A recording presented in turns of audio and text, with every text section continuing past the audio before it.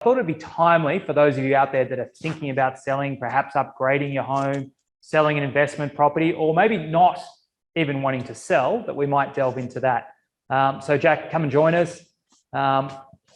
Good to see you. I think this is your first time in this new format, isn't it? Yes, James. I'm looking forward. Thanks for having me today. Good. All right, grab a seat. Thank you.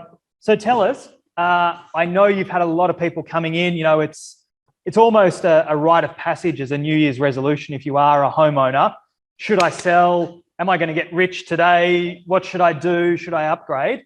Can you sort of talk everyone through and give a few sort of tips or ideas, or perhaps answer some of those common questions that you've been having everyone asking you, over the years and years, but I guess particularly right now, I know that you've had a lot of inquiries for appraisals from people. Yes, James, you're right. I think this year is very different with the other years. I already get a lot of the vendor, the landlord, they think about selling. Mm-hmm. So that's why I'm dealing with lots of the people now, they're thinking of selling the house. So probably today I will just give some tips and also some most common questions from the seller when it comes to sell the property. So hopefully it will help for the people now who are thinking of selling or maybe upgrading or whatever.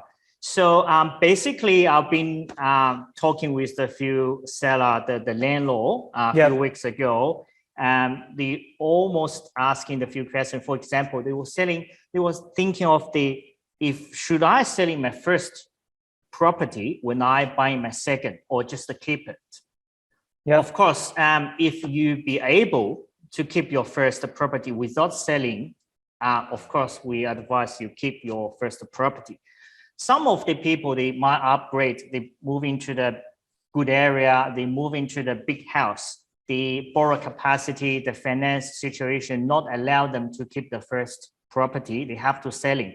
This is different story. Yeah. But assuming you'll be able to keep your first property, 100% you should keep this as your investment property.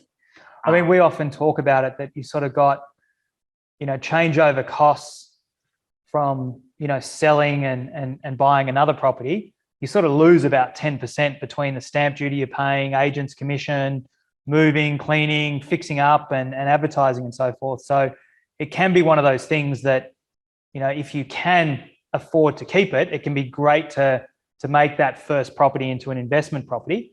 And what about if that's not the case, and like you said, you're looking to upgrade, should you buy your next property first before you sell? Should you sell first?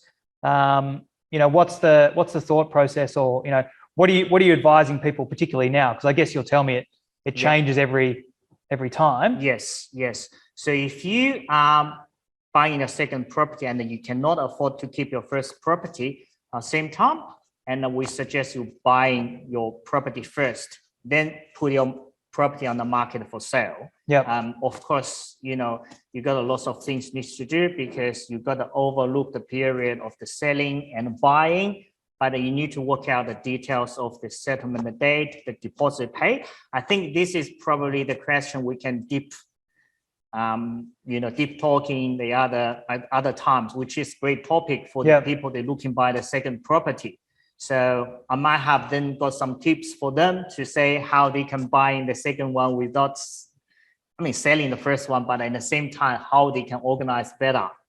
All right. Well, there we go. So that might be a topic for the future. We'll delve in a bit deeper. Yes.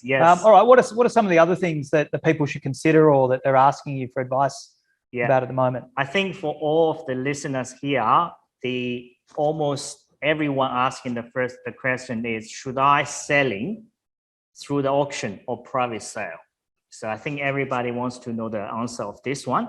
So we know the auction and the private sale, they are two most popular selling methods currently. Yep. Lots of the people thinking, okay, the auction will be better, we might get a better result, but not at all. Of course, you need to think about your property type and where's your location. Let's talking about the difference of the private sale and the auction. So the auction actually is a public affair. So holding on a certain place, certain date, and a certain time. And probably the auction will more create the competitive the environment and creative urgency and will competition between the different buying group. So it probably will push the price up because the people will say, okay, sometimes the buyer could be emotional, you know that? Yep. So that's why the people thinking the auction will be the better. Of course, but you need to think about it. The auction, if you want to go to the auction, you have to spend a lot more on your marketing because this is very important to compare with the private sale.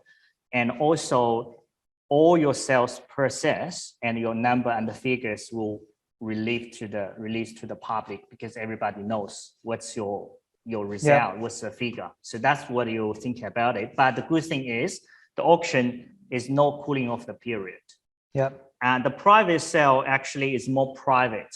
Is you keep your privacy and you're getting your agent listed your property with your asking price. Then you're getting the buyer coming to give in the offer and your agent will negotiate the price until the vendor accepts the offer. So this is less stressful than the auction. And also it costs lessly. So you don't need to spend lots of money on your marketing. And so it really depends on where's your property. Is your property is very unique or it will be attracting a different buying group? So this is the question you need to work with your selling agent together to make the strategy. And for example, should I go for the auction or the private sale? Yep. If I'm going to auction, what's the date, what's the time I should go? So this is 100% you need to listen to your professional real estate agent. Yeah. Yeah, look, and I think it's one of those things, as you said, it's every property is different and some lend themselves well to auction, others don't. Yep. As well as just sometimes, you know, if you've got a freestanding home with a big front yard, it might make perfect sense to have a crowd there because I guess, as you said, invariably there is no privacy. And, you know, typically we find, and I know all the auctions when I used to call auctions, if you had 20 people turn up, 15 would just be onlookers, 5 might be serious bidders. Yep. You know, if you've got a smaller place, perhaps on a busy road that's hard to hear or in an apartment building, you might end up finding the auctions actually not even on site. It's in an auction room at night and so forth, which is a big thing.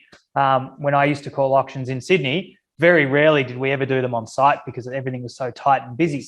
And that might lend itself more to a private sale, as well as, I guess, as you said, it's sometimes easier to control the crowds, depending if you're a private person. Yeah, that's why I said I have to work out with your real estate agent. Like the agent have the best sense to say, okay, your property is good for the private sale or go for the auction. Yeah. And I think, you know, you did touch on it before as well. It's obviously is going to be more expensive to have an auction.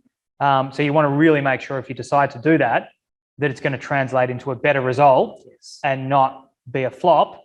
And you've spent more and you just end up going back to a private sale anyway. Yes. All right. What else have you got for us? Any other key things for our listeners out there? I would like to give some like the tips, like very general tips for the people they're thinking of selling or they're ready to go for the sale. Yep. First of all, and some people sometimes ask me, do you think now I should selling or keep for, you know, maybe in a couple of months or in the winter, summer, school holiday? So such question I would just thinking it really depends. Yes, it is 100% sure the different property, if you coming to sell at a different time of the year, could be the different result. Some property will selling better in certain time of the year. For example, if you have the beach house, the best timing makes sense is summer because summer, everybody go for the beach, enjoy the holiday. Then they start thinking to buying if your house selling at this time will be getting better results. It's a bit hard to get excited about a beach house in the middle of winter, isn't it? Yeah. When it's freezing cold and no one wants to think about swimming. Yeah. For example, if you have the big family home, your target buying group is the family. You can't selling them on the holiday or school holiday because all the family, they're away before the holiday. So you can't even get people coming for inspect.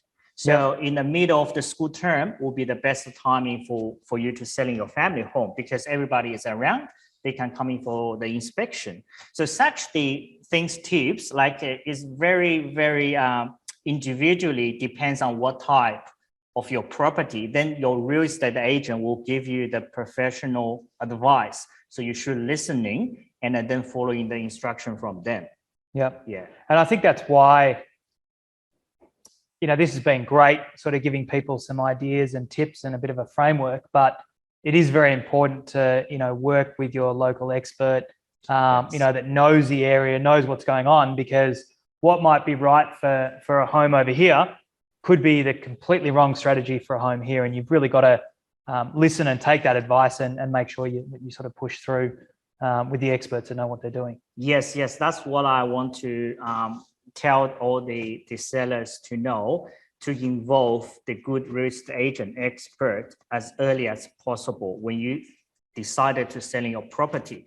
Because as early as you got your right real estate agent, you got enough time to make your strategy of selling. For example, your expert, your real estate agent was thinking your property needs to be renovated, needs to be fixed something, or will get a better result. So as early as you got someone be professional to working together, you could get a better result. And sometimes don't looking those real estate agent has very cheaper fees.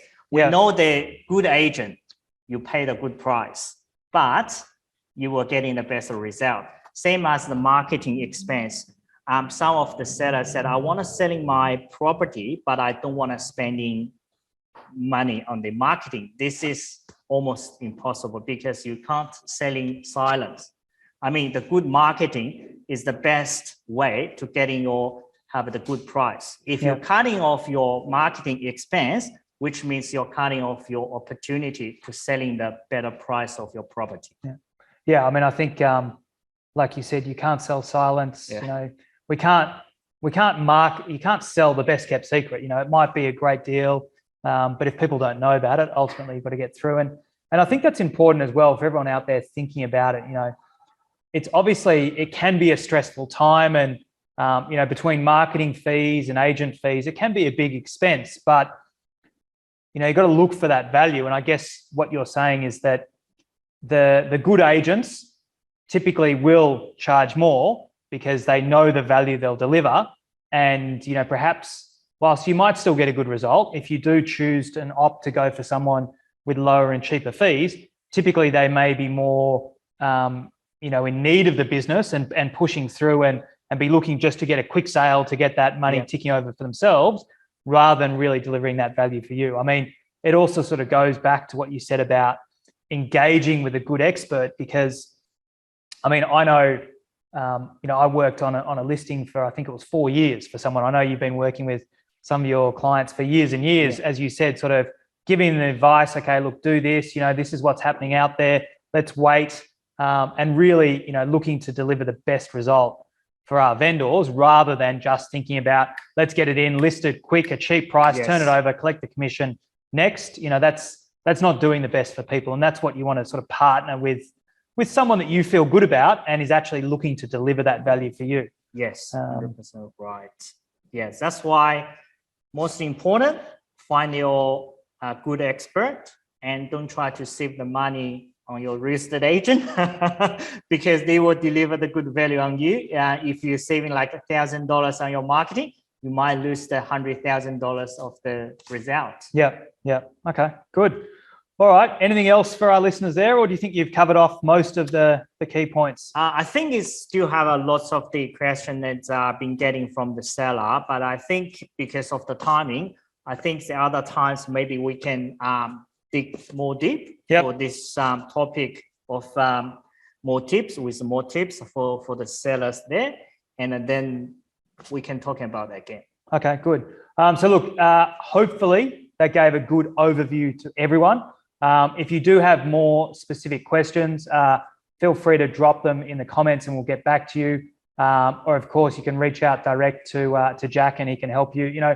I think for those of you that might be worried, for any of our interstate listeners that are joining us, yes, we are based in Victoria. And whilst we do service most of the inner or, greater Melbourne area, Feel free to ask us questions anyway. We're happy to help, give you advice, because at the end of the day, we really want to help you through that journey. Jack, myself, anyone on the team here is happy to help give you a bit of guidance and advice. Whilst we might not actually be able to do the job for you, we can definitely, give you that strategy and so forth. So Jack, thank you. Good to have you on here for your first one on week 3. Hopefully we'll have you back again next week as well. Yeah, thanks, James.